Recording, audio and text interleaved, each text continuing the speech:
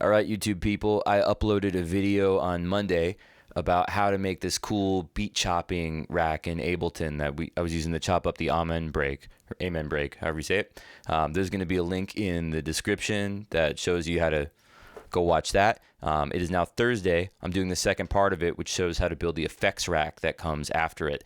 This is going to be a clip from the Patreon, so we'll see a little taste of what it is and how to make it. And if you want to see the full guide and the step-by-step and just follow along, you're going to have to sign up for the Patreon. There will also be a link for that down below in the description. Thank you. I hope you can join us. There's somebody who already signed up, so I couldn't be more thrilled. That's amazing. I just started doing this, so I hope if you're watching this, you can join us too.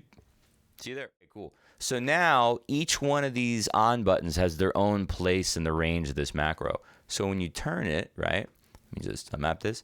When you turn this thing, boop, it's going to cycle through them now, depending on where in the range it is, right?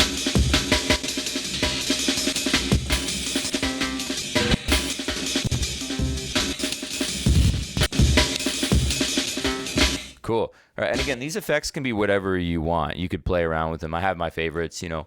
It's cool to experiment with a bunch of them. So anyway, there's that. So now, like again, you could stop here and just map this to a hand controller and then go nuts. But I want to show you how to get this thing happening automatically, right? So here we go. This is our LFO. I like to set it to random and then put the rate to tempo clock. And then just set this to like eighth notes maybe. Eighths or quarters usually works fine. And then you're going to map this to that. And you're done. That's it. It's very simple.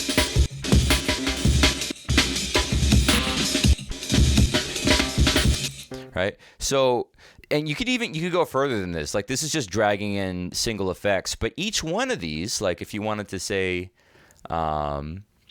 like let's take maybe stop this. We could say, or maybe put the quarter notes.